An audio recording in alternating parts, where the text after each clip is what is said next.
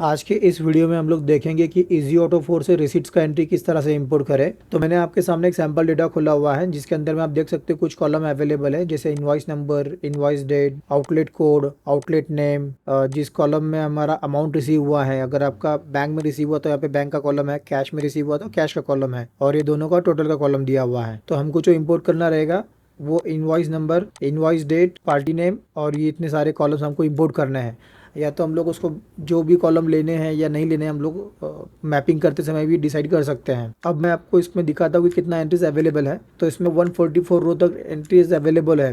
मैं इसको क्लोज कर रहा हूँ। यहाँ पे टैली में आ गए हम लोग। टैली में देखिए कि कोई वाउचर एंटर नहीं है। अभी हम लोग इजी ऑटो 4 में आएंगे, यहाँ पर F1 करेंगे हम लोग, तो टैली में जो कंपनी खुला हुआ है उसका नाम यहाँ पर आ जाएगा। हम इसको सेलेक्ट करेंगे। नेक्स्ट हमको जाना है एक्सेल टू टैली में। यहाँ पे मल्टीपल ऑप्शंस अवेलेबल है। आप कॉलमनर वाउचर रजिस्टर से भी इंपोर्ट करा सकते हैं, रिसिप्ट्स का एंट्री मल्टी मोड से भी करा सकते हैं, डे बुक से भी करा सकते हैं। लेकिन अभी का जो डेटा है जो सिंपल फॉर्मेट में अवेलेबल है वो कॉलमनर फॉर्मेट के हिसाब से अवेलेबल है।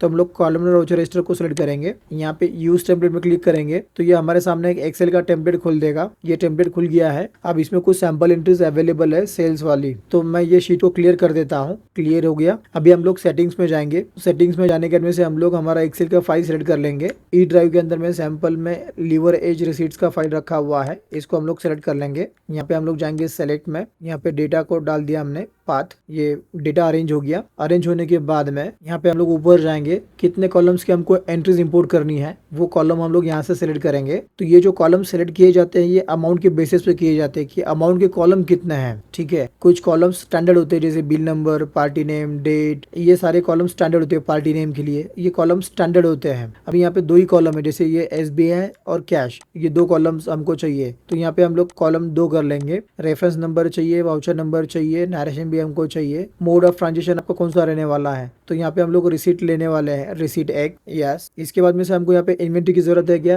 तो नहीं, हमको इन्वेंट्री नहीं चाहिए, हमने नो कर दिया। कितने रो की हम लोग एंट्रीज इंपोर्ट कर रहे हैं, तो यहाँ पे हम लोग देख लेंगे कितना रोज है हमारा। यहाँ पे 144 रोज है, तो मैं यहाँ पे मैक्सिमम 200 कर देता हूँ। इसके बाद में से हमको क्लियर शीट करना होगा। ये क्लियर शीट हो गया। इसके बाद में से हम लोग यहाँ पे आएंगे, मैपिंग के लिए आएंगे। आपके पास में दो ऑप्शन रहते हैं कि आप आपके रॉ डेटा से इजी ऑटो 4 के टेम्पलेट में आप डेटा कॉपी पेस्ट करा सकते हैं या मैपिंग करा के इंपोर्ट करा सकते हैं। अगर आप कॉपी पेस्ट करोगे तो आपको एक ही प्रोसेस बार बार करनी रहेगी, अगर आपका डेटा फॉर्मेट सेम है तो। अगर आप मैपिंग कर लोगे तो आपका ये मैपिंग का प्रोसेस वन टाइम रहता है और फ्यूचर के लिए भी आप इसको दोबारा से यूज़ कर सकते हैं। तो बेस्ट जो मैपिंग का ऑप्शन है हम लोग वो यूज़ करेंगे।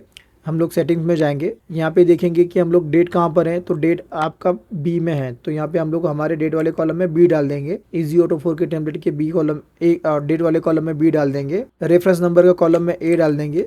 वाउचर नंबर में भी हम लोग सेम ले सकते हैं ए। अब पार्टी नेम का जो कॉलम दिया हुआ है, डी दिया हुआ है यहाँ पे कॉलम, तो यहाँ पे डी डाल दिया हमने। यहाँ पे आप जो देख रहे हो हेड, ये हेड आप टैली के हिसाब से सेट कर सकते हैं या आपके रिक्वायरमेंट के हिसाब से आप यहाँ पे हेड आपके चेंज करा सकते हैं। तो मेरे जैसे ये दो हेड है, कैश और SBI, मैं इसको कॉपी कर रहा हूँ और यहाँ पे पेस्ट स्पेशल कर देंगे हम लोग वैल्यूज। अभी आपका SBI का जो वैल्यू है वो ई कॉलम के अंदर में है और कैश का वैल्यू F में, तो यहाँ पे आपने F डाल दिया। अगर आप कुछ नरेशन लेना चाहते तो आप नरेशन में जो भी वैल्यू लेना है वो आप यहाँ पे डाल सकते हैं। अभी फिलहाल में नरेशन तो कुछ है नहीं, इसलिए मैं इसको ब्लैंक छोड़ रहा हूँ और बाकी के जो कॉलम्स नहीं चाहिए हम लोग उसको ब्लैंक कर देंगे। अभी यहाँ पे अब देखिए आउटलेट का भी कॉलम दिया हुआ है। अगर आपको आउटलेट का कॉलम पार्टी नेम के साथ में अगर मर्ज करना है तो वो भी आप कर सकते हैं, वो बहुत सिंपल है। आप यहाँ पे एक्सेल का फॉर्मूला भी यूज कर सकते हैं। फॉर एग्जाम्पल की मैं आपको यहाँ पे करके दिखा रहा हूँ। जैसे ये डी कॉलम है आपका, डी, और आपको ये कॉलम सी इसमें प्लस करना है, दोनों को मर्ज करना है, तो वो हम लोग यहाँ पे करेंगे। ये नॉर्मल एक्सेल का ही फॉर्मूला होता है। यहाँ पे सिर्फ स्टार्टिंग में इक्वल साइन यूज नहीं होता है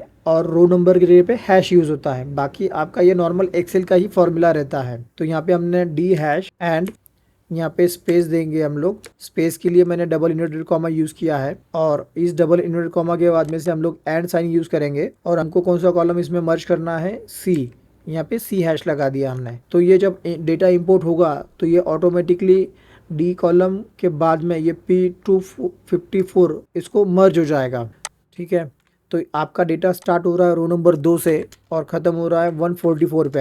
हमारा मैपिंग का प्रोसेस कंप्लीट हो गया है। अभी हमको सिर्फ इंपोर्ट टू एंट्री शीट में क्लिक करना है। यस। तो देखिए डेटा प्रोसेस होके यहाँ पर आ चुका है। पार्टी नेम के साथ में आउटलेट कोड भी यहाँ पे आ चुका है। अब आपको सिंपली यहाँ पे सेव एंड जनरेट में क्लिक करना है। ये आपका डेटा जनरेट हो चुका है। हम लोग इजी ऑटो 4 में जाएंगे, यहाँ पे रिफ्रेश एंट्रीज फ्रॉम एक्सेल में क्लिक करेंगे। यस, ये आपका एक्सेल से 143 एंट्रीज इंपोर्ट हो गया है और 112 नए लेजर्स टैली में बनेंगे। इसको हम लोग ओके करते हैं और बुक इन टैली में क्लिक करेंगे। इस मैसेज को, ये रिमाइंडर मैसेज रहता है कि हम लोग को किस चीज़ का ध्यान रखना है, वो सारे पॉइंट्स यहाँ पे बताए हुए हैं। हम लोग उसको यस कर रहे हैं।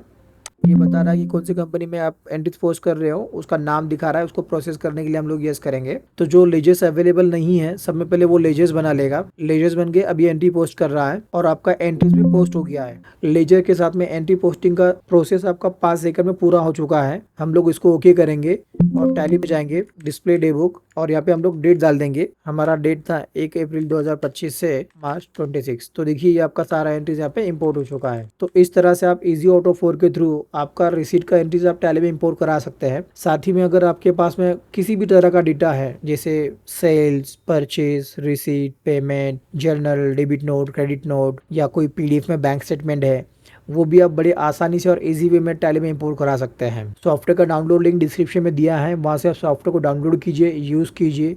आपका कुछ क्वेरी क्वेश्चन होगा तो आप हमें कॉन्टैक्ट कीजिए, आपका क्वेरी क्वेश्चन सॉल्व किया जाएगा। Thank you. Please share and subscribe.